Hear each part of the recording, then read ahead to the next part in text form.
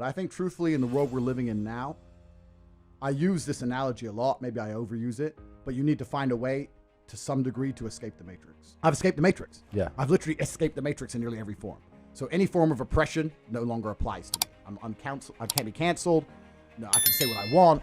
My finances are secure. I've escaped the matrix. And when I talk about the matrix, it primarily applies to men because men are the backbone of the slave force. We always have been and always will be. And unfortunately now, if you're a law-abiding man inside the matrix, your future and the life that is laid out for you is nothing but depressive.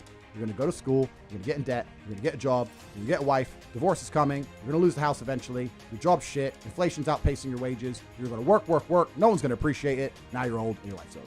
That is the matrix for 99% of men, and you need to find a way to escape it. And I guess I was kind of fortunate from a young age, so I always knew that the matrix was coming and that the system is designed to oppress. The people who make the rules do not make the rules for the benefit of us, they make the rules for the benefit of the people who make the rules. And I knew that. And I think every person intrinsically knows that. Like if it's 4 a.m. and you're sitting in a gas station and a Lambo pulls up, you're probably thinking drug dealer or criminal. You're not thinking, oh, he definitely went to school. The system is absolutely broken. It's designed to oppress. And that the majority of people who stick to the rules are going to lose. I don't want to sit here on a podcast that goes out to this many people and encourage anyone to break the law in any form. Of course. But the idea of the law-abiding citizen has been decimated in real time. In the last 3 years ago, you could stand there and proudly say, I'm a law-abiding citizen. The last 2 years, if they have not taught you that being a law-abiding citizen is going to turn you nothing into a fucking experiment for Big Pharma, then you're an idiot. You can no longer obey the law. And I'm not saying you have to break the law, but you need to find a way to do what the elites do, which is bend the law. Yeah. You can no longer sit there and go, I'm just going to follow the rules and it's going to be okay. No, it isn't. And if you're a man, it's your job to find a way to not be sticking to those rules enough to escape the matrix and become free. Because what's actually most crazy about this period of history is that it's actually the easiest time in human history to become rich. And the reason for that is because there's so many people inside the matrix being destroyed. Money has to go somewhere. Okay, so the days of easy money are gone. I want to even in the last 2 or 3 years, it was easy money mode. Every idiot you knew was making money. Every clown had made money on a pump. You know, a number of people who thought they were expert crypto traders in the last 3 years. It's so funny. I'm a great crypto trader. Everything went up. It all went up. What do you mean you're a great trader? You could have bought anything. You bought poo dick coin and made money. Of course you're a trader. Like that, all that shit's over, right? So all the easy money's gone. It's all cyclical. So all the amateurs are going to start suffering because now we're entering the realm of the professional. And making money is going to be harder than it's ever been. Yeah. All the free money's disappearing. You have to become very, very confident and competent. And that's one of the things about the last few years. Anyone who made money in those years, a lot of them didn't learn any lessons. A lot of them didn't learn how to make money. They just got lucky and just picked up a pump or caught some garbage. But they didn't actually learn anything specifically. The best way to make money in the world today certainly has to be something online. I think that making money online gives you absolute freedom of your own geography. It gives you access to the largest possible customer base. And there's 18 different modern wealth creation methods that we teach inside of the real world that will allow people to make money online. So that's going to be a nice, easy plug to go there. But it's interesting. It's an attention economy. And truthfully, without saying too much, you either need to be prepared to get a whole bunch of attention on you like we're all doing here, or you need to be close to somebody who's doing that. And that's where a lot of the money is flowing nowadays. I don't believe in the societal paradigms in which they have tried to construct this idea of happiness. I don't believe or subscribe to the way that happy and sad is currently understood by the masses of the population. I think if you are anything less than absolutely distraught, you are happy. You're a version of happy.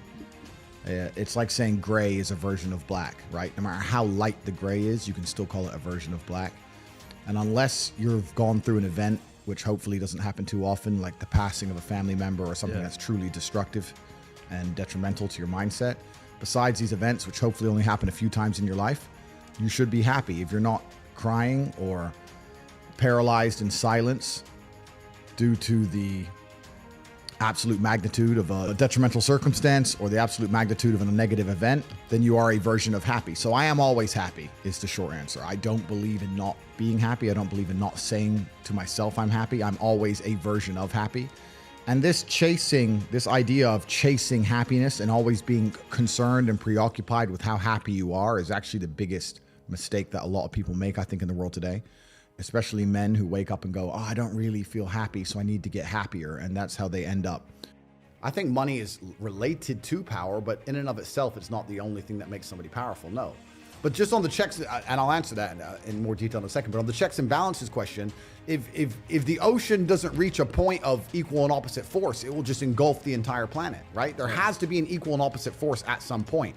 I'm not talking about freeing every single person from the matrix. I'm talking about freeing enough people who are ready to understand how the world really works so that there's an equal and opposite force to the tirade of bullshit, the absolute clown world bullshit they're trying to push on all of us. If nobody stands up to it, we're going to end up just fucking swallowing it all. Yeah. It's garbage. So you need to have an equal army on the other side. Those are my people. I don't work for the Matrix. I'm the opposite. I'm Morpheus. I'm here to free the minds. We're the free people who hack into the Matrix and fight against the agents and the machines.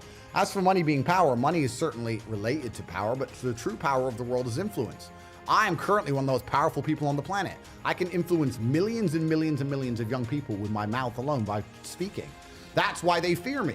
That's what my power is. I can sit here and say the sky is green. And if I say it enough, people will begin to believe it. That's power. Power is influence. And every single thing that's happening in the world today, whether it's a pitched battle in Ukraine and Russia, whether it's the garbage they put on the news, whether it's the video you watch on YouTube, all of it is done with the goal of exerting influence on your mind. They're trying to control what you think. They're trying to control why you think it, why you believe it. They're trying to convince you that they haven't even put propaganda into your mind. And it's all a battle for influence. That's all this has ever been. Yeah. It's all been a battle for influence. So me having mass influence is a threat to them because they can sit there and say, you need your 8th booster jab. Yeah. And I can say that's bullshit.